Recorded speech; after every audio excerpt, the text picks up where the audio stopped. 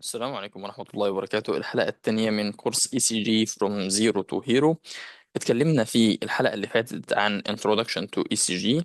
عرفنا فيها what is ECG, ال idea of ECG, goal of ECG, أهداف ال ECG، يعني إيه amplitude، يعني إيه time، يعني إيه normal ECG. لو حابب كل الكلام ده أنصحك تشوف حلقة ال Introduction قبل ما نبدأ الحلقة ديت عشان تكون فاهم كل حاجة وأوير بكل كلمة. فيلا بينا عشان ما نضيعش وقتنا نعرف هنتكلم عن ايه في الحلقة التانية ديت. إيه. لا. ايوه، هنتكلم ان شاء الله النهارده عن الكيو ار اس نيمز، هارت ريذم، هارت ريت. ايه هي اسماء الكيو ار اس؟ لان مش دايما الكيو ار اس اسمها كيو ار اس، اسماءها بتختلف وهنعرف مع بعض دلوقتي. الهارت ريذم وده واحد من اصعب واهم المواضيع في الطب. هنعرف فيه مع بعض.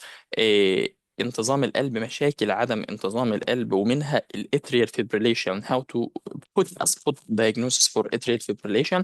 ازاي تعرف الاتريال فيبريليشن في ثواني، يعني في لمح البصر كده، في اقل من 5 ثواني تكون عارف ده اتريال فيبريليشن او لا، او اي مشكله تانية في الهارت ريذم. وهنختم الحلقه دي مع بعض ان شاء الله ب how to calculate heart rate، ازاي نحسب الهارت ريت بسهوله. يعني ان شاء الله الهارت ريت ده المفروض يتحسب مثلا في اقل من 10 ثواني. باذن الله هنعرف مع بعض. اوعدك في اخر الحلقه ان كل الحاجات ديت، كل الجولز ديت هتكون covered 100%. تمام. دي كده صورة بسيطة للنورمال كيو ار اس، عرفناها مع بعض الحلقة اللي فاتت بس هنعيدها تاني. طبعا قلنا ان النورمال اي سي جي بيتكون من بي ويف، كيو ار اس ويف، اند تي ويف. البي ويف دي الاتريال كونتراكشن، يعني انقباض الاتريا. بعد كده الكيو ار اس ventricular depolarization، atrial depolarization. البي ويف، البي ويف اسمها atrial depolarization. كيو ار اس ويف اسمها ventricular depolarization، والتي ويف دي اسمها ventricular repolarization. امال الاتريال ريبولاريزيشن راح فين؟ it is hidden inside QRS، يعني مختفي داخل او مستخبي داخل الكيو ار اس. جميل جدا. البي ويف atrial depolarization، كيو ار اس ويف ventricular depolarization، تي ويف ventricular repolarization، وفي حاجه اسمها اليو ويف وديت part of تي ويف، يعني جزء من التي ويف او جزء من الventricular repolarization. جميل. طيب معلومه ليك خليها اكتبها، ممكن تكتبها يعني كنوت على جنب، سايد نوت. ان اليو ويف ديت لو كانت بروميننت يعني بارزه، دي معناها هايبوكاليميا. معلومه مهمه جدا والله. الهايبوكاليميا معناها prominent U wave. كويس، يعني نقص في عنصر البوتاسيوم، هتلاقي اليو ويف ديت prominent. طيب المسافة بين الار والار دي المسافة بين كل بيت. This is the distance between each beat. الكيو ار اس نيمز، مش دايما الكيو ار اس اسمها كيو ار اس، ممكن تختلف اسمائها، ممكن تختلف. تعالوا مع بعض نكتشف ده. الكيو ويف ديت ذا فيرست نيجاتيف ويف، يعني اول واحده نيجاتيف. هنا مثلا الكيو ار اس اسمها كيو بس، لان مفيش غير نيجاتيف ويف واحده بس اسمها الكيو، يبقى اول واحده نيجاتيف اسمها الكيو. هنا مثلا الكيو ار اس اسمها كيو ار. هنا كيو فيرست نيجاتيف، بعد كده ار، يبقى الكيو اول واحد. شفت اول واحده نيجاتيف دي كده اسمها كيو. تمام. ممكن تبقى الوحيده زي ديت او ممكن يكون معاها حاجه تانية زي ما انت شايف. طيب الار ويف دي ذا فيرست بوزيتيف ويف. ممكن الكيو ار اس تبقى اسمها ار بس، هنا مثلا ما فيش واحده نيجاتيف يعني ما فيش كيو، هنا هتلاقي بس ار بس، يبقى ديت الكيو ار اس هنا اسمها ار ويف. ممكن يبقى معاها حاجه تانية، يعني مثلا هنا ار ويف، هنا ار ومعاها حاجه تانية اللي هي الاس ويف. يبقى هنا ار اس، كيو ار اس هنا اسمها ار اس، هنا الكيو ار اس اسمها ار ويف. يبقى الفيرست بوزيتيف ويف اسمها ار، والفيرست نيجاتيف ويف اسمها كيو. طيب الاس ويف ديت اول واحده بوزيتيف بعد نيجاتيف، اول واحده بوزيتيف، اول واحده عفوا اول واحده نيجاتيف بعد بوزيتيف. the first negative wave following the positive ار ويف. يعني ايه؟ يعني المفروض يكون قبلها واحده بوزيتيف لان هي اصلا نيجاتيف. تعالوا نبص على الكلام ده. هنا مثلا معانا هنا اول واحده بوزيتيف، هنا الار، بعد كده الاس، يبقى اول واحده نيجاتيف following positive wave. هنا مثلا هنا اول واحده نيجاتيف هنا اسمها كيو، بعد كده ار، بعد كده اس. شفت الاس؟ بعد ما اقدرش اقول اس الا لو كانت بعد بوزيتيف ويف. يعني اول واحده مثلا لو جات لي نيجاتيف ما ينفعش اقول عليها اس، لا اول واحده نيجاتيف اسمها الكيو ويف. لو عايز تعرف الفرق بين النيجاتيف والبوزيتيف ممكن ترجع للحلقه اللي فاتت عشان تكون فاهم، تكون اوير بالكلام ده. واتفقنا ان يعني بوزيتيف معناها ابرايت يعني لفوق، ونيجاتيف معناها داون رايت يعني لتحت. بقول عليها نيجاتيف، واللي فوق اسمها بوزيتيف. عايز تفهم الكلام ده بالتفصيل والنيجاتيف والبوزيتيف دول جم منين، يا ريت ترجع لحلقه الانترودكشن، انصحك تشاهدها عشان تكون فاهم واوير بالكلام ده. تمام. ده تدريب كده عشان نعرف ال QRS different names. هناخد اتنين باتنين، هناخد A و B مع بعض. تعالوا نوضح الكلام ده. هنا عندنا رقم A ديت، أول واحدة نيجاتيف، يبقى كده ده كيو كبيرة. بعد كده بوزيتيف R كبيرة، بعد كده S نيجاتيف. the first negative following the first positive. اوكي، دي اسمها S wave. يبقى هنا الويف دي كلها على بعضها، او الكيو ار اس هنا على بعضها اسمها كيو كبيرة R كبيرة S صغيرة. جميل جدا. طب تعالوا نشوف رقم بي. اول واحده نيجاتيف دي كيو كبيره كمان، يبقى كيو كبيره ار صغيره. تعالوا نتاكد من الكلام ده هل هو صحيح ولا لا اصلا. ده الاي ويف، الاي اهي اللي هي كيو كبيره ار كبيره اس صغيره. نرجع تاني تشوف البي، هتلاقي كيو كبيره وار صغيره. تعالوا كيو كبيره وار صغيره. تعالوا نشوف تاني اتنين عشان نوضحهم هنا بسهوله مع بعض. السي ديت، رقم سي، كيو صغيره وار كبيره. بسيطة جدا، فيرست نيجاتيف كيو صغيرة، بعد كده ار كبيرة. فيرست بوست. اوكي. طب هنا رقم دي، لا دي كيو بس، مفيش معاها لا ار ولا اس، ده كيو بس. يبقى الكيو ار اس نيم هنا في رقم دي اسمها كيو، في رقم سي كيو صغيرة ار كبيرة. تعالوا نتأكد من الكلام ده. رقم سي، تعالوا كيو صغيرة ار كبيرة. جميل جدا. تعالوا نشوف الرقم دي، كيو بس، لا كيو بس، كيو بس. جميل جدا. تعالوا بقى نشوف مع بعض آه، ثواني. رقم اي، رقم اي دي عبارة عن ايه؟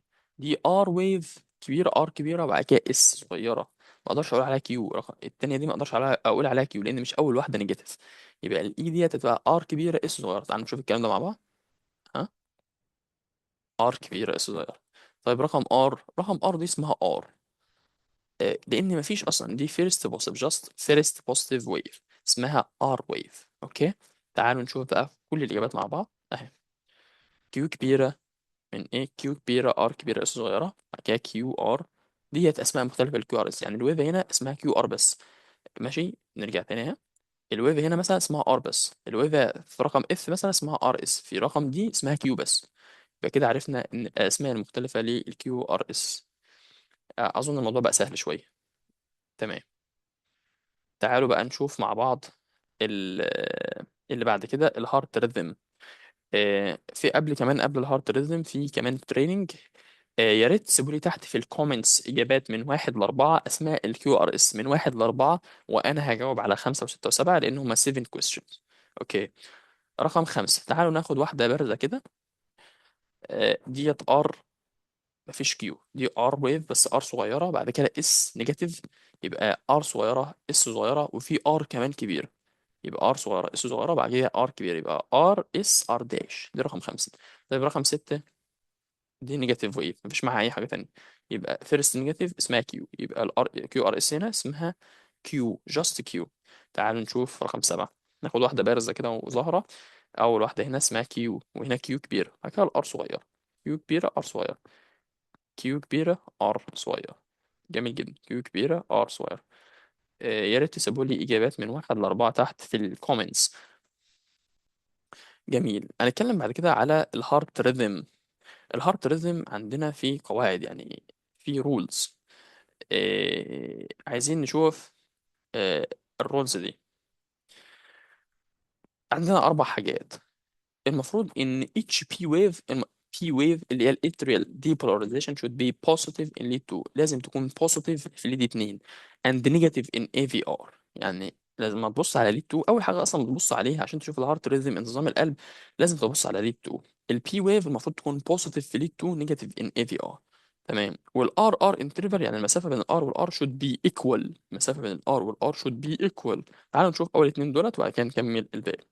جميل جدا. هنا البي ويف بوزيتيف في ليد 2، نيجاتيف في ليد اي في ار. بوزيتيف في ليد 2، نيجاتيف في ليد اي في ار. البي ويف، ابقى ببص على البي ويف، امال دي ايه؟ دي تي ويف، مالكش دعوه بيها. البي ويف، البي ويف هتلاقيها كلها بوزيتيف في ليد 2. طيب ليد اي في ار نيجاتيف، نيجاتيف هنا برضو التي ويف هنا نيجاتيف. البي ويف نيجاتيف، بي ويف مالكش دعوه بالتي، خليك في البي ويف. طيب المسافه بين الار والار، المسافه بين الار والار هتلاقيهم ريجولار منتظمين، يعني لو بصيت هنا هتلاقي المسافة هنا زي هنا، يعني هنا زي هنا، تلاقي المسافات كلها منتظمة. ممكن نعلم برضو عشان تبقى يعني واضحة معاك. اها، هنا المسافة بين هنا هتلاقيها زي هنا، هتلاقيها زي هنا، ده الريجولاريتي، ده الريجولار كلها منتظم. نرجع تاني مع بعض عشان نكمل الشروط.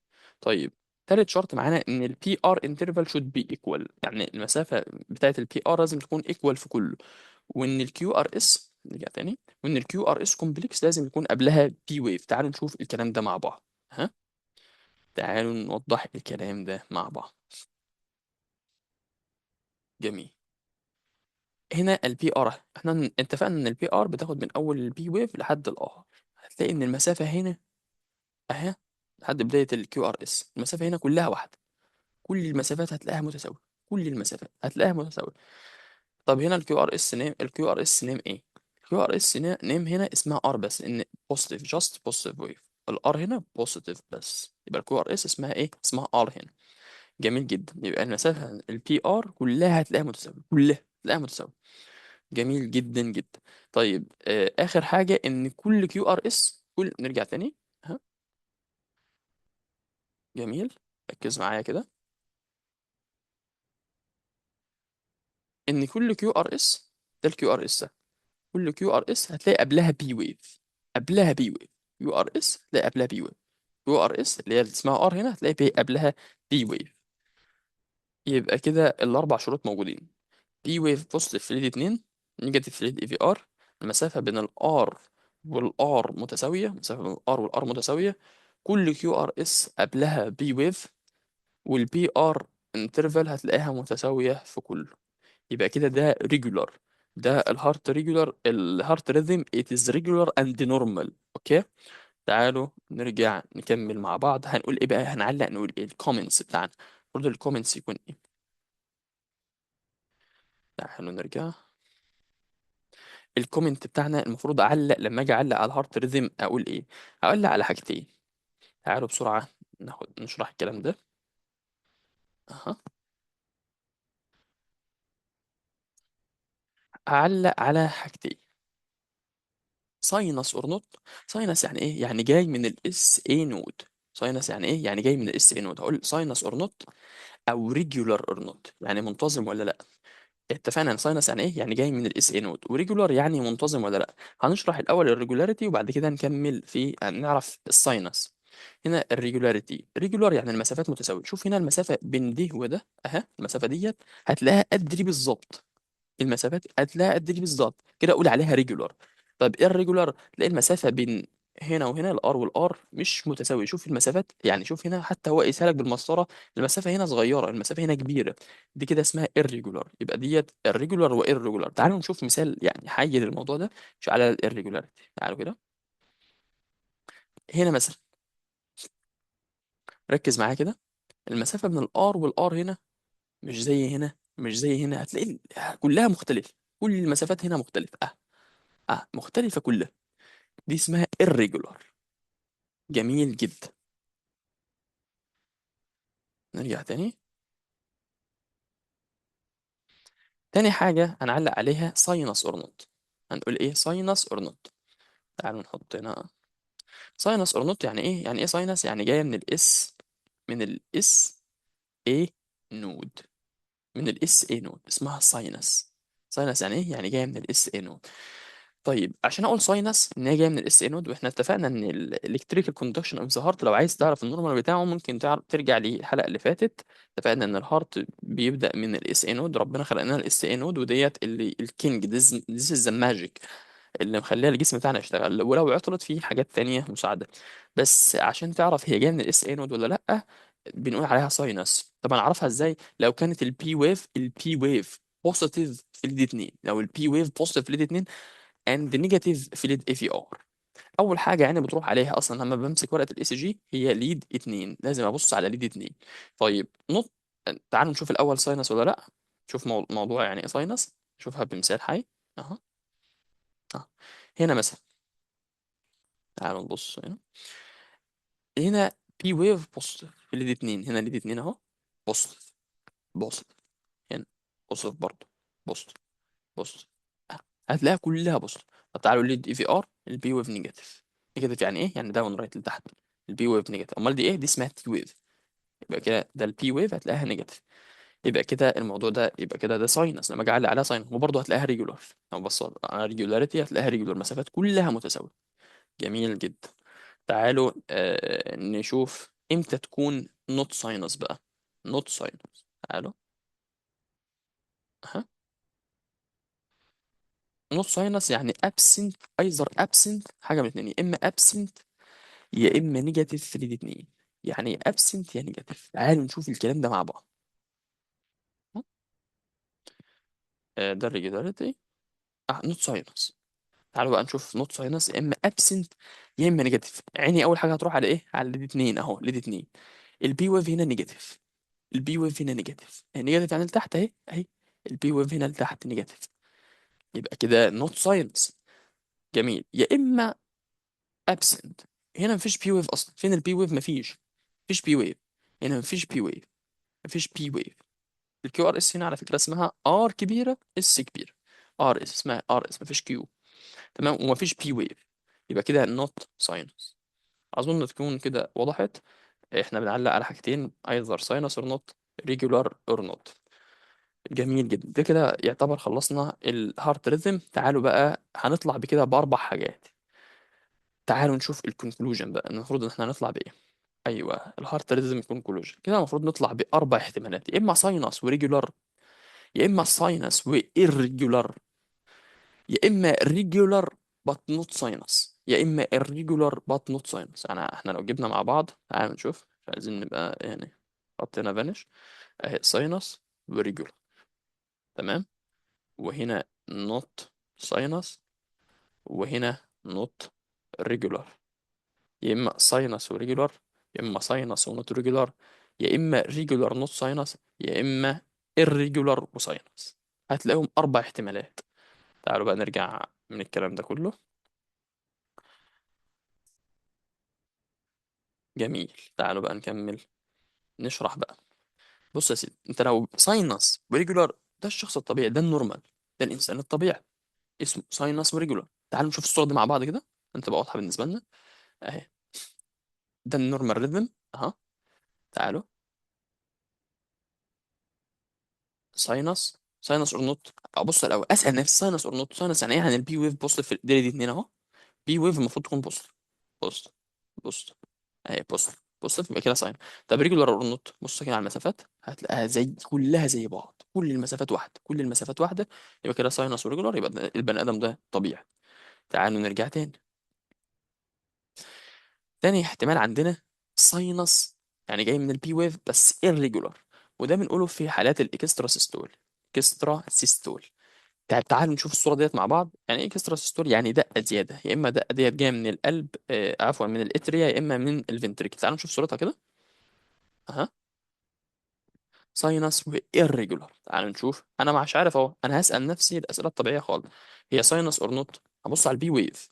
البي ويف اهي، ده البي ويف. هنا بوزيتيف في الاتنين. يبقى انا كده، يبقى كده ساينس. طب ريجولار اور نوت؟ تعال نشوف. المسافه هنا مش زي هنا، مش زي هنا، مش زي هنا. هتلاقي المسافات مختلفه، يبقى كده ساينس وإيرجولار. طيب هنا في واحده زياده اهي، وواسعه كمان كبيره، اسمها فنتريكولار كيستر سيستول. فنتريكولار كيستر سيستول هنعرفه مع بعض في حالات الاريزميات. تلاقي ان الويف بتاعته كبيره وواسعه كده، اسمها فنتريكولار كيستر سيستول، ساينس اند إيرجولار. جميل جدا. تعالوا نرجع مع بعض. آه. تالت حاجه مع بعض، ريجولار بات نوت ساينس، انا مش جاي من البي ويف. ثلاث احتمالات، يا اما في تاك فنتريكولار تاكيكارديا، يا اما نودال ريذم، يا اما اتريال فلاتر. تعالوا نشوف الكلام ده مع بعض. هذا ال ريجولار بات نوت ساينس. ريجولار يعني ايه؟ فين البي ويف؟ في بي ويف؟ مفيش بي ويف هنا. مفيش بي ويف، يبقى كده نوت ساينس. طب ريجولار ولا لا؟ اي ريجولار، مسافات هنا منتظمه. ريجولار اند نوت ساينس. وهنا طبعا الكيو ار اس كومبلكس واسعه جدا، هنا اسمها ار بس، واسعه جدا ديت من الفنتريكل. وهتلاقي ان الهارت ريت هنا عالي جدا. هنحسبه ان شاء الله قدام شويه. ventricular tachycardia. طيب، او نودال ريذم، يعني ريجولار نوت ساينس نودال ريذم. آه ريجولار، المسافات هنا هتلاقيها متساوية. بسأل نفسي ريجولار وساينس الأول، المسافات هنا هتلاقيها إيه؟ متساوية، مسافة هنا زي هنا. تمام. طيب ساينس أور نوت، البي ويف نيجاتيف، ليد اتنين، ده ليد اتنين أهو، البي ويف نيجاتيف، يبقى كده نوت ساينس، نوت ساينس، كده معناها إن هو إيه؟ نوت ساينس، يبقى كده. طيب ليه قلت عليه نودال ريذم؟ بص يا سيدي، البي ويف لو جت نيجاتيف في الريذم ريجولار، لو جت نيجاتيف قبل الكيو ار اس، تبقى عندك المعلومه دي، يبقى اسمها هاي نودال ريذم. طب لو جت بعد الكيو ار اس اسمها لو نودال ريذم. طب لو ما جتش اصلا او اختفت والبتاع ده، والريذم هنا ريجولار، يبقى كده اسمها ميد نودال ريذم. يبقى لو جت قبلها اسمها هاي نودال ريذم، لو جت بعدها اسمها لو نودال ريذم، لو جت اختفت يبقى اسمها ميد نودال ريذم، وهنشوف الكلام دلوقتي. جميل جدا. آه، اخر حاجه عندنا irregular and not sinus. irregular and not sinus. irregular and not sinus، هنشوف فيه مثال يعني من اهم امثله الطب. يعني يكاد انت لو ما طلعتش بالحلقه ديت غير بالمعلومه ديت انا مبسوط. الاتريال فيبريليشن، ازاي نعرف الاتريال فيبريليشن او الارتجاف الاذيني ده؟ مشهور مشهور وهتشوفه كتير. تعالوا نشوف ازاي بنشخصه. أها. بصوا كده معايا على الصوره ديت. آه. تعال. في هنا بي ويف، مفيش بي ويف، مش بي ويف، دي فيبريلاتوري ويفز، حاجات تحسها متعرجه كده. مفيش بي ويف، مفيش بي ويف. طب هل هو ريجولار في الاثنين؟ المسافه هنا زي هنا، زي هنا، زي هنا؟ لا، نوت ريجولار. الاتريال فيبريليشن نوت ساينس نوت ريجولار، اتنين مع بعض، نوت ساينس ونوت ريجولار. طيب تعال نبص على هنا كده. فين البي ويف؟ هنا في مفيش بي ويف، دي مش بي ويف، دي مش بي ويف، دي بعد كيو ار اس، دي تي ويف، دي بعد كيو ار اس، دي تي ويف. مفيش بي ويف، مفيش بي ويف، مفيش بي ويف، مفيش بي ويف. يبقى كده نوت ساينس. طب هل هو ريجولار هنا زي هنا؟ لا، دي مش ريجولار خالص. نوت ساينس نوت ريجولار، دي اتريال فيبريليشن. خلي بالك، اتريال فيبريليشن نوت ساينس نوت ريجولار. اتبقى لنا مثال وحيد، مثال واحد بس قلناه مرتين، اللي هو الاتريال فلاتر، سواء كان فيكسد او فاريبل، يعني مختلف او فيكسد، وهنعرف مع بعض الكلام دلوقتي. موجود هو ريجولار اور irregular. هو كده في كده الحالتين هو نوت ساينس، بس هو ممكن يكون ريجولار او irregular. تعالوا نشوفه مع بعض المثال ده. بص كده معايا على الصورة دي. هل هو ساينس؟ يعني هل دي بي ويف؟ لا، دي مش بي ويف، دي مش بي ويف، دي مش بي ويف. امال دي ايه؟ الشكل ده بيفكرك بحاجه، سوتوس ابيرنس. سوتوس ابيرنس ده اللي هو ايه؟ سنان المنشار. سنان المنشار لا عامله كده، عامله كده. اه، سنان المنشار سوتوس ابيرنس. اه، ده السوتوس ابيرنس، سنان المنشار. هو ده الشكل اللي تحت ده، الشكل اللي تحت ده اللي هو السوتوس ابيرنس. اهو، اهو، اهو، اهو، اه، سنان المنشار عامله كده الاشكال دي. اول ما تشوف الاشكال دي اسمها فلتر، اتريال فلتر. طيب هل هو ريجولار؟ هنا ريجولار. اه ريجولار، ريجولار دي كده اسمها فيكسد فلتر. فيكسد اتريال فلتر. عايز تعرف النسبة؟ طالما قلت فيكسد يبقى لازم تجيب النسبة. النسبة بتعد المربعات الصغيرة ديت. هنا 2 ل1، 2، 2 ل1، 2. ان ما جابتش 3 او 3، خليها 3، اعتبر 3، ان في هنا هتجيب 3، 3 ل1، 3، 3 ل1. اسمه اتريال فلاتر، وهنعرف الكلام ده بالتفصيل في محاضرة الاريزميات. بس اول ما تشوف السوتوس ابيرنس ده اسمه اتريال فلاتر. جميل جدا جدا، اتمنى تكون الامور وضحت شوية. تعالوا نشوف تريننج على الكلام ده. تعالوا نشوف كده مع بعض، نحاول نستكشف ده ايه. إيه. بص يا سيدي، هنا مثلا فين البي ويف؟ اهي ليد اتنين، ده بي ويف اهي، بي ويف، بي ويف، يبقى كده ده ساينس. بي ويف ساينس. طب هل هو ريجولار؟ اه ريجولار، يبقى كده ايه ايه ده؟ نورمال، ده شخص نورمال. طب تعالوا نشوف الصورة التانية. فين البي؟ دي بي ويف؟ لا دي مش بي ويف، دي فيبرلاتوري ويفز، حاجات تحسها متعرجة كده، دي فيبرلاتوري ويفز، فيبرلاتوري ويفز. يبقى ديت نوت ساينس. طب هنا المسافة هنا زي هنا، زي هنا، زي هنا؟ لا طبعا، يبقى كده irregular. نوت ساينس والريجولار يبقى ده اتريال فيبريليشن. اتريال فيبريليشن. تعال نشوف الصوره الاخيره ديت. فين البي ويف اهي. بي ويف اهي. بي ويف اهي. جميل. امال البي ويف هنا فين؟ لا هنا مختفيه. البي ويف هنا اختفت. طب هنا في بي ويف. هنا مفيش بي ويف. هنا بي ويف. بي ويف. بي ويف. يبقى في اتنين بس عندي هما اللي مش بي ويف.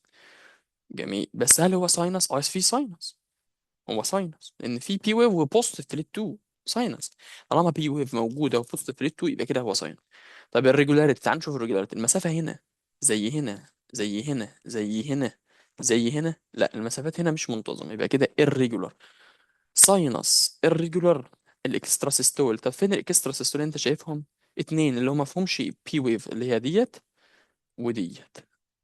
يبقى كده دي اسمها اكسترا سيستول وهنا اسمها اتريال اكسترا سيستول لان هنا مش واحد هنا. فيري شورت. فيري شورت كيو ار اس هنا شورت فيري شورت.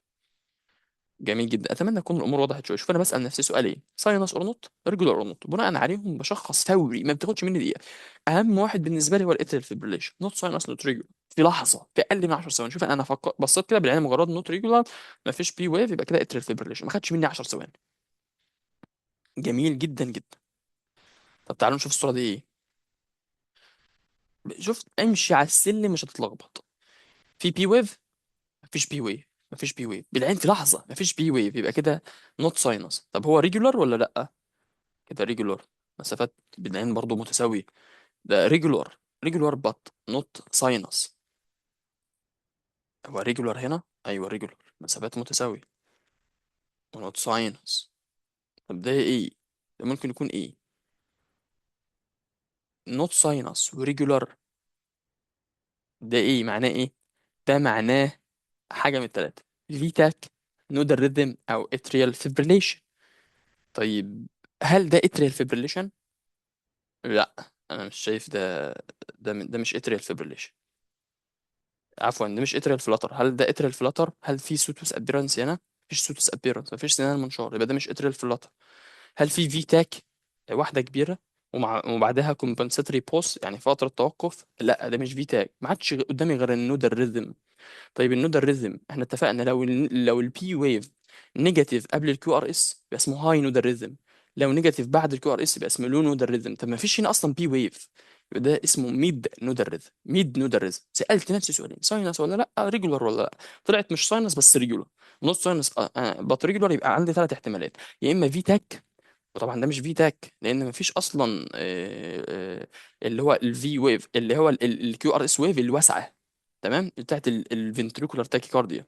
مفيش في ويف.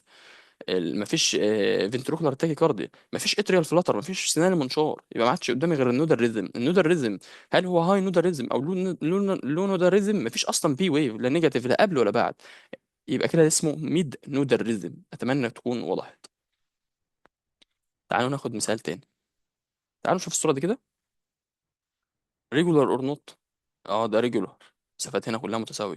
طيب ساينس اور نوت. لا نوت ساينس النيجاتيف. شفت البي ويف نيجاتيف. طب هنا ان البي ويف نيجاتيف قبل ولا بعد؟ قبل الكيو ار اس يبقى كده ده اسمه هاي نودال ريزم. هاي نودال ريزم. جميل جدا.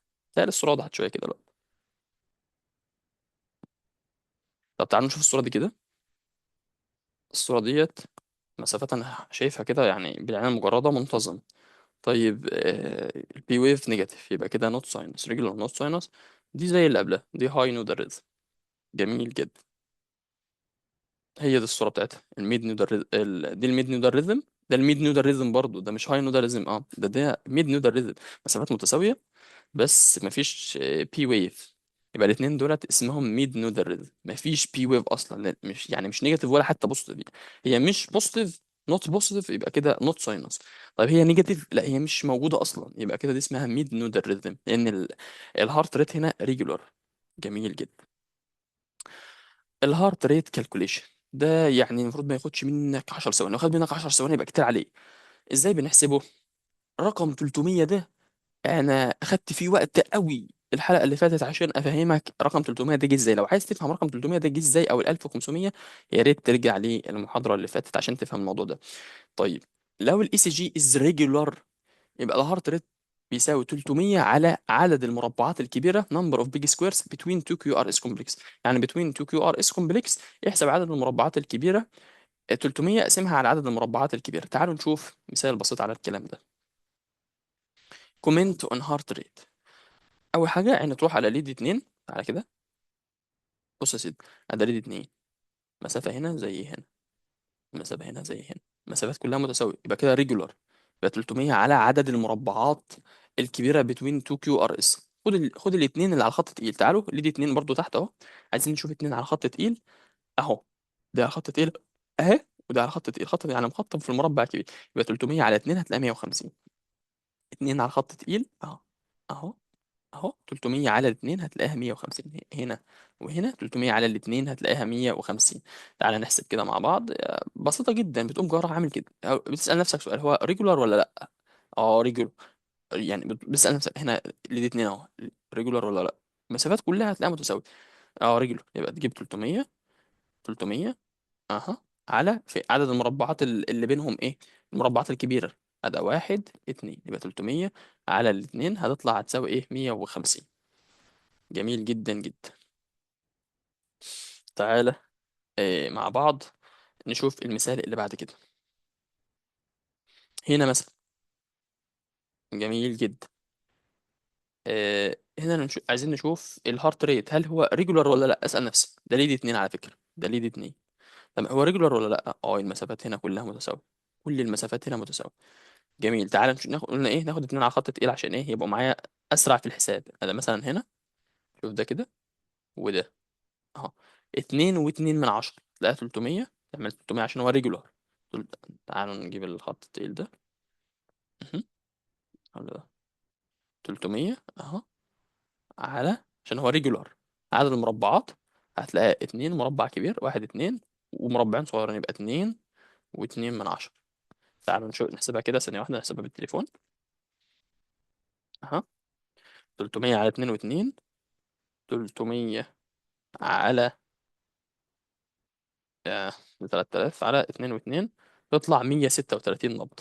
يبقى ده كده ايه، 136 نبض. تمام جدا. نحاول نرجع كده مع بعض.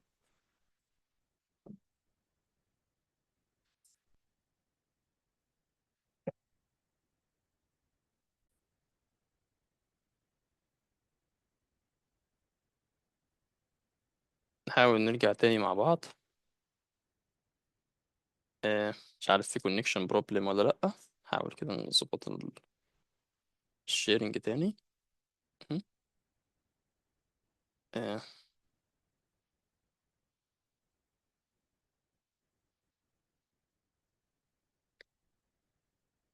نرجع تاني اهو. معلش كان في كونكشن بروبلم بس. حسبنا الهارت ريت هنا وحسبناه هنا كمان. تعال نشوف الصورة دي كده. قلنا 300 على عدد المربعات الكبيرة بين 2 كيو ار اس. هنا مثلا 300 على 2 برضه نفس القصة. 300 على 2 هتلاقيها 150. حاول نرجع كده مع بعض. يبقى كده ده الريجولار هارت ريت. ازاي بنحسب الهارت ريت؟ ببساطة. طب تعال نشوف نحسب هنا كده. آه جميل جدا. بص يا سيدي، هل هنا المسافة منتظمة؟ تهيألي المسافة منتظمة. تهيألي كده المسافة منتظمة. يبقى كده ده ريجولار. يبقى كده هحط 300 على طول، مش هاخد وقت. 300 على، فين عدد المربعات الكبيرة بينهم؟ خد الاتنين اللي على خط تقيل. على خط تقيل اهو، وخط كمان اهو. اهو يا ريت تكون شايف اهو، خط وخط. تحسب كده عدد المربعات ده: واحد اتنين تلاتة أربعة خمسة ستة ومربع صغير. يبقى 300 على ستة ومربع صغير يطلع حاجة وخمسين. تعال نحسبها برضه بالآلة الحاسبة. 300 على ستة ومربع صغير طلعت 49. الراجل ده عنده براديكارديا، ساينس براديكارد. تمام، لأنه منتصف. 49 تطلع هنا 49. يا رب تكون الصورة دي وضحت شوية. جميل جدا جدا. نرجع بسرعة كده. سهل الحاجات دي. حلو جدا. طيب تعال ده، هنا بقى مثلا الهارت ريت هنا، هنا irregular. ده irregular ده.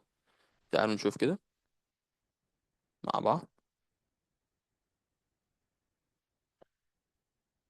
بص معايا كده. هنا مثلا مسافة هنا مش زي هنا، مش زي هنا، مش زي هنا.